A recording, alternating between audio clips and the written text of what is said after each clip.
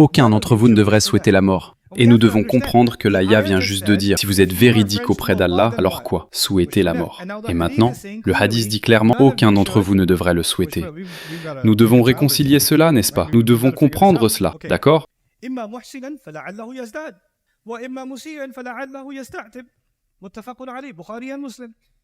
Si c'est une bonne personne et qu'elle vit plus longtemps, alors elle fera plus de bonnes actions.